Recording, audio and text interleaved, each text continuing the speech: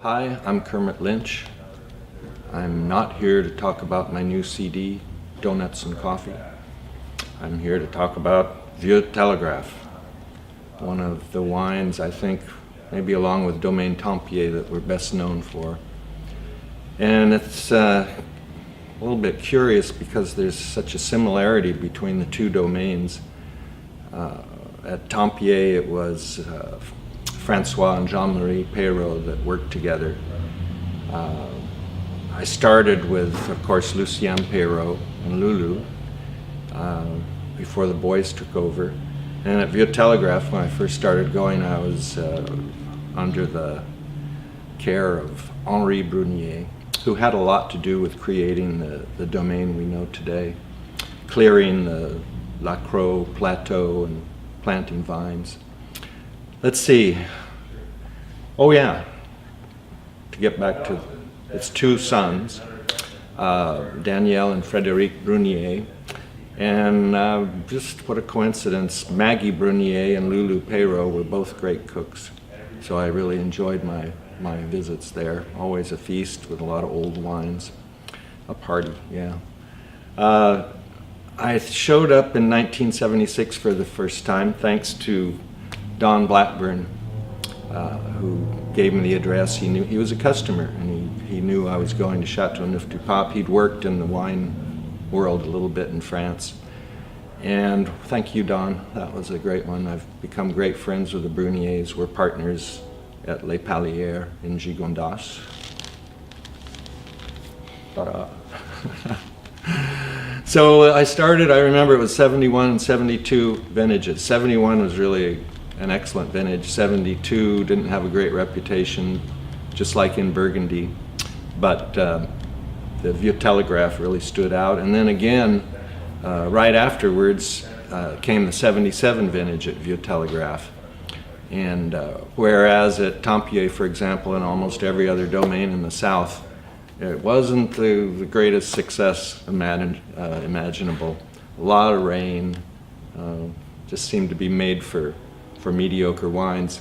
The Vieux Télégraphe turned out great. There was hardly any of it for sale. They really made a selection. I just had my last Magnum not long ago.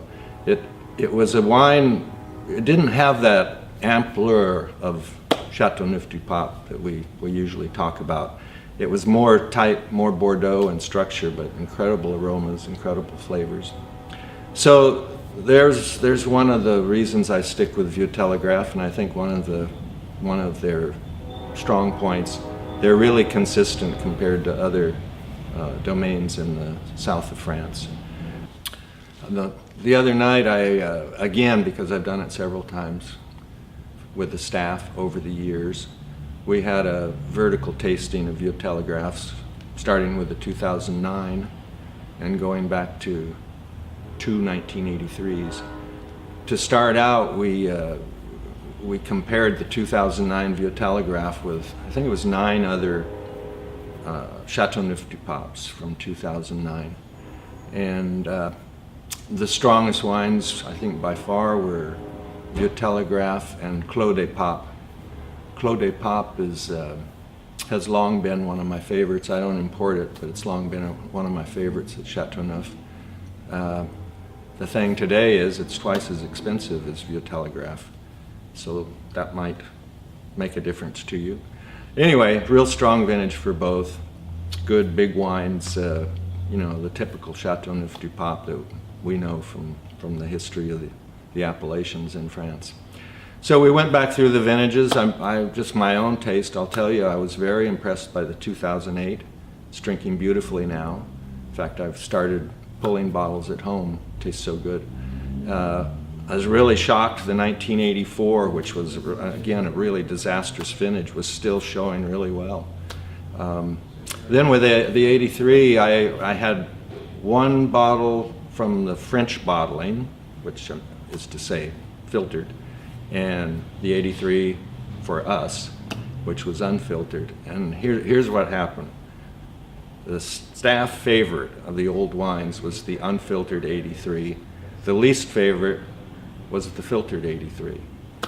Now, you know, I'm known for, I think people say, Kermit Lynch and his anti-filtration thing. Well, I was watching Jon Stewart last night, and he was going through all these Fox News things. There's a war on drugs. There's a war on women. There's a war on Christmas. And I couldn't believe it. There's a war on Halloween. All that on Fox. So I'm going to change it. I'm not going to be anti-filtration. I'm going to have a war on filtration. Oh, hilarious. Anyway, not all my wines are filtered. I'm not dogmatic about it. But I think when you have a healthy wine, it's always better unfiltered, and those old Vieux Télégraphes really showed it.